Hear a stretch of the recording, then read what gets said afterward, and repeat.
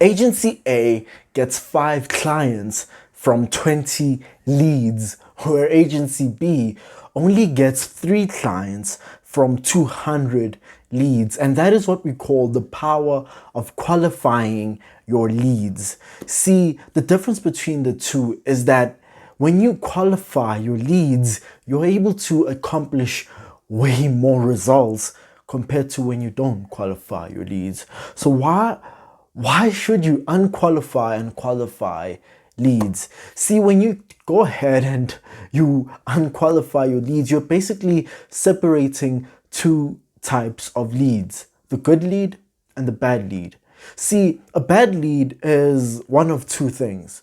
Either number one, it's a person who just, or a lead who just wants to have everything happen in-house. Like if it's you chasing off the lead, then it's a person who's trying to, or a lead who's trying to just do, like the offer that you're giving them is an offer that they're trying to create, and they're trying to run that sort of offer in-house, trying to do it themselves. And the second type of person is a person who just can't afford your services, right? So if that person only has like 200 Rand in their bank account and you're charging them a service fee of 17,000 Rand, then no matter how much of a beast you are in sales, which I trust you are, if you've checked out my video where I just give away my sales script, you can check it out right up here. I'll have it linked up here, where I just literally just gave out my sales script, and you can actually use it, tailor it up and make it your own.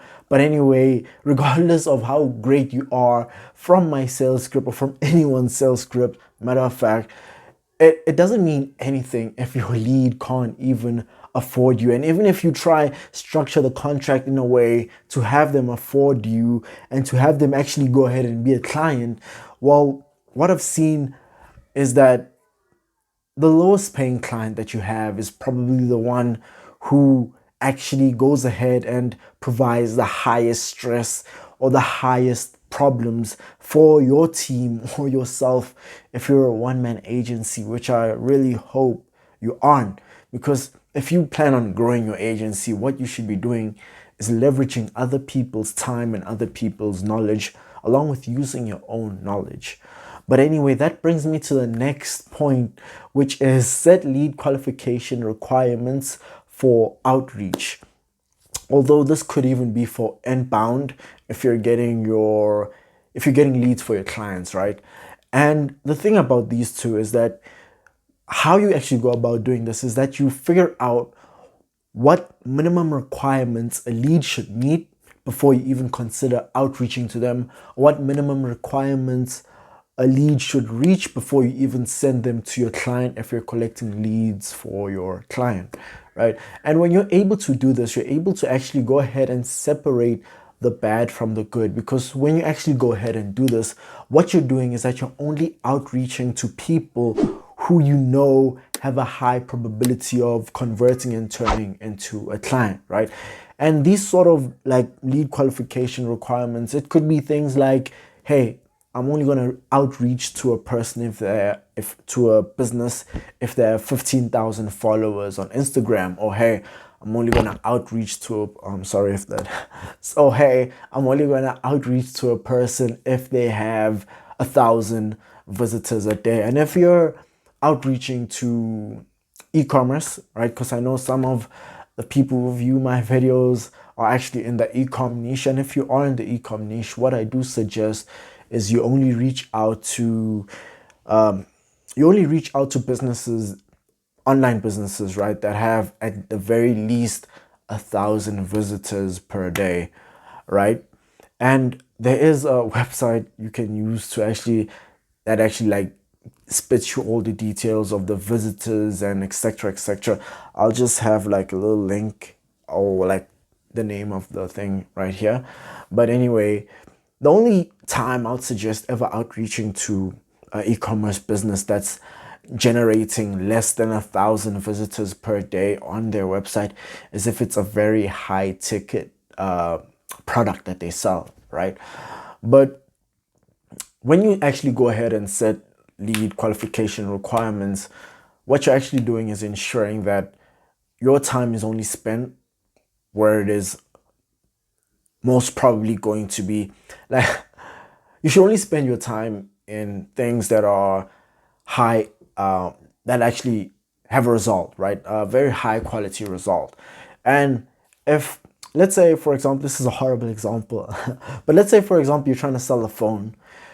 You can't sell a phone to someone who doesn't want a phone, right? Because that would probably take you like 8 or 12 months of convincing, which is what all these like sales, these YouTube channels where they teach how to be a salesperson. That's what they all teach you. Man, you just gotta follow up, follow up, follow up, follow up. You gotta follow up for 2 years, and they tell you, damn, this one time I followed up a person for 3 years until they became a client.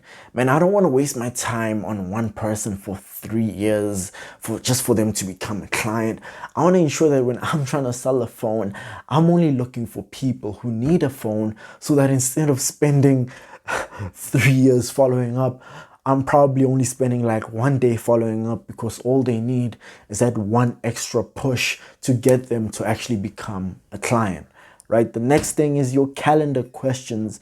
When you're or your calendar page, right? Your scheduling page, whether this is for yourself or for your client, I want you to take a couple key points from this, because I feel like all the points I'll be mentioning are valuable, but this is something you can literally do immediately right now within 10 minutes tops, right?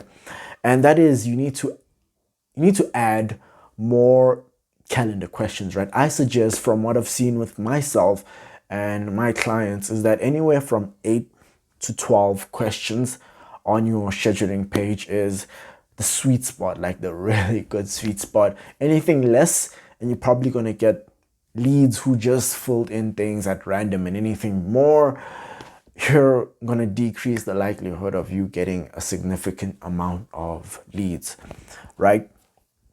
And the thing about doing this is, because it requires a person to put in that 5 or 10 minutes, depending on the complexity of the question, and they're actually just putting in that time to answer all these questions and hoping that you actually accept them and you actually book the meeting with them, right? Because what I do with myself personally, not so much with my clients, but with myself, I know with my agency, I have my VA look through three questions, right? But the main question that she looks at, like the answers, of course, the main thing that she looks at is their monthly revenue, right?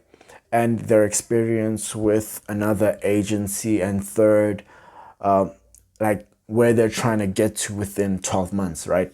And the most important one of those three things that she looks at is what their current monthly revenue is, right? Because when I outreach to them, I'm already outreaching to them knowing full well that they're the perfect lead or the perfect client that I want to work with. The only thing I don't know is their monthly revenue, which is where the Calendly questions come in, right? So maybe, well, I know for a fact that if even if I thought a potential lead would have been one of my best clients ever, right? Then they fill in the Calendly questions, and I find out that they're earning less than 50,000 Rand a month. Then I know that I have to get my VA to send them a message telling them that, look, I like you and I actually see potential in you. It's just that I don't feel like we're a good fit for you currently, right? Because I know that I can't take a person earning less than 50,000 Rand a month and get them to pay for a service that's more than 50% of whatever their current monthly revenue is at the time, right? So you could even fill in some questions in your Calendly or your scheduling page, and you could fill in those questions, ensuring that those questions actually allow you to separate your bad leads from your good leads, right? And rapport building before the meeting. I guess this is the closest I've ever come to following up with a lead, but this isn't so much following up with the lead than it is building a relationship with the lead automatically, right? With systems. And I've always found it so interesting what you're able to do with systems. But anyway, that's another story for another day. But the thing about this specific point is that you need to ensure that when they hop on the meeting with you, that they already consider you a friend, or at the very least they already feel like they know a lot about you and that they have somewhat amount of trust. Like, they don't have to full-fledged trust you, but just for them to kind of trust you is totally good enough. And that's what this rapport building is. Now I'll tell you a bit about what I do and what you can kind of do, right? And what I've seen other people do. And what I currently do is, as soon as a lead fills in information, the scheduling page, and of course they meet all the requirements, all those 3 requirements, the other 8 questions, honestly, to me personally, they don't really matter that much. I'll only look at those questions like literally 5 minutes before the call, then write them down on a piece of paper just so that I can know where the direction of the call is going to head. But honestly, there's only 3 questions I look at, which is their current monthly revenue, what they're trying to achieve, and what their experience has been with other agencies. Those are the only 3 things I honestly care about, right? Other things are just so that I can filter the bad from the good.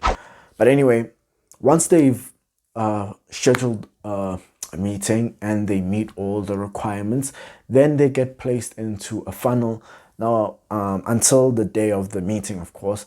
Another thing about this funnel is that it builds some sort of relationship with me and them, where I literally just, like, I know some of my 2 of my emails, because I send them 7 emails and 2 text messages. Now the text messages, one is sent 5 minutes before the meeting and the other one is sent 24 hours before the meeting. But as for the 7 emails, it's literally just, I know 2 of them have links to my YouTube, 2 of my YouTube videos, right? I just linked them to 2 of my YouTube videos, right? So that they can actually spend more time seeing my face, hearing my voice, and just getting to know me a little bit more before the call. And that way, without them even reading the other emails, right, and the content on the other emails, I know that I've at least got them to stare at me and listen to me for a solid like 20 to 30 minutes, right? And with the other emails, it's basically just some case studies, testimonials.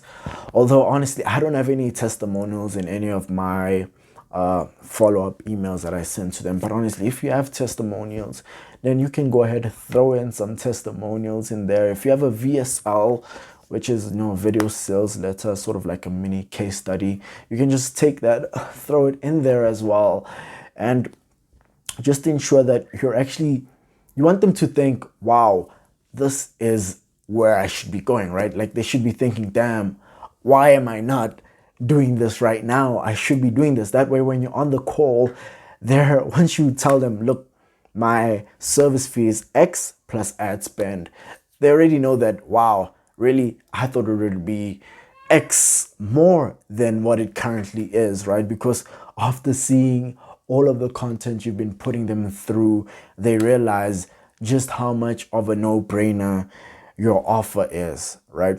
So we can go ahead, click the button right underneath me to subscribe, join the fam, and watch this video that I totally recommend you watch. I mean, I chose it for you.